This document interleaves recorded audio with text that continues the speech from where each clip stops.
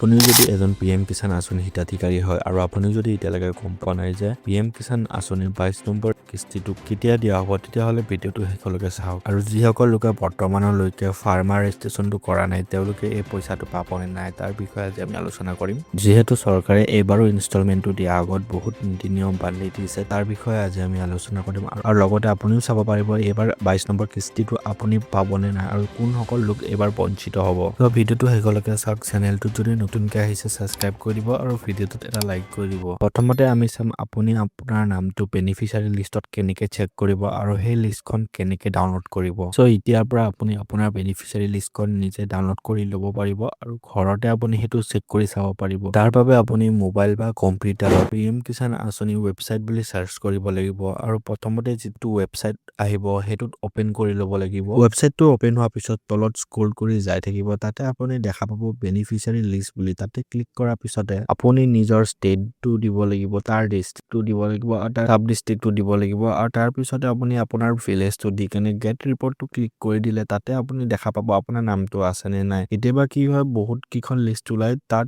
তলতে আপুনি দেখা পাব যে 1 2 3 4 বুলি মাৰ্কিং থাকিব গোটেইকেইটা লিষ্ট চেক কৰাৰ পিছতো যদি আপোনাৰ নামটো নাহে তেতিয়াহ'লে আপুনি ফিল আপ কৰোঁতে কিবা ভুল হ'ল চাগে আপুনি ঠিকমতে ষ্টেট কেইটাৰ নাম দিলে আপুনি পিডিএফত আপোনাৰ নামটো পাই যাব তো এনেকে আপুনি আপোনাৰ বেনিফিচিয়াৰী লিষ্টখন ডাউনলোড কৰি ল'ব পাৰিব তো বৰ্তমান এতিয়া আমি কম যে যিসকল লোকে এবাৰ ফাৰ্মাৰ ৰেজিষ্ট্ৰেশ্যনটো কৰা নাই তেওঁলোকে এই পইচাটো পাবনে নাই তো চৰকাৰে বৰ্তমান ইয়াত কৈছে যে এইবাৰ যিসকল লোকে ফাৰ্মাৰ ৰেজিষ্ট্ৰেশ্যনটো কৰা নাই তেওঁলোকে এইবাৰ পাব কিন্তু আপোনালোকে ফাৰ্মাৰ ৰেজিষ্ট্ৰেশ্যনটো কৰি থব কিয়নো নেক্সট ইনষ্টলমেণ্টত হয়তো আপুনি সেই ৰেজিষ্ট্ৰেশ্যনটো নকৰিলে পইচাটো নেপাব পাৰে আৰু লগতে যিসকল লোকে ভাবি আছে যে পইচাটো কেতিয়া